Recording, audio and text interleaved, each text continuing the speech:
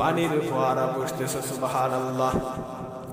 ওই পানিটা কি করলেন? বিবি হাজরা পান করলেন, সন্তানকেও পান করাইলেন এবং কিছু পানি জামায়াত করে রাখলেন। ওই পানিটাই হলো জমজমের পানি রে আল্লাহর গোলাম। ওই পানিটাই হলো বিবি হাজরার সন্তানের কুরবানি।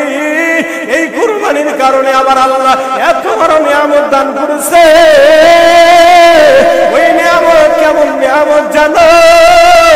এই জমজমের পানি ওই পয়গম্বর আমার জানাইয়া দেয়, এই জমজমের পানি সেই ব্যক্তি কি করবে রে?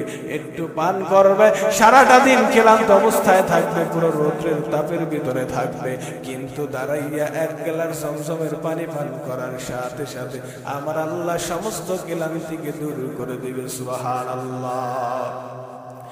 এই জমজমের পানি যদি সারা বিশ্বের সব জায়গায় বন্টন করা হয়, এই পানি কোনদিন শেষ হবে না রে আল্লাহর গোলাম।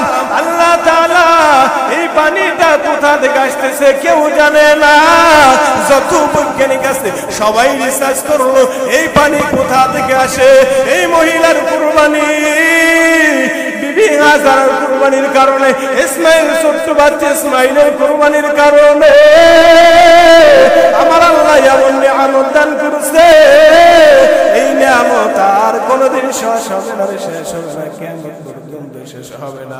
ওরে মুসলমান আল্লাহর গোলাম, ওই মদিনায় হাজী সাহেবরা যখন যায় দেখবেন আমার আল্লাহ তাআলা ওই সাফা এবং মারওয়া যদি দূর না দেয়, আমার আল্লাহ জানাইয়া দেয়, ওরে হাজী তোর হজ আমি আল্লাহ কবুল করব না।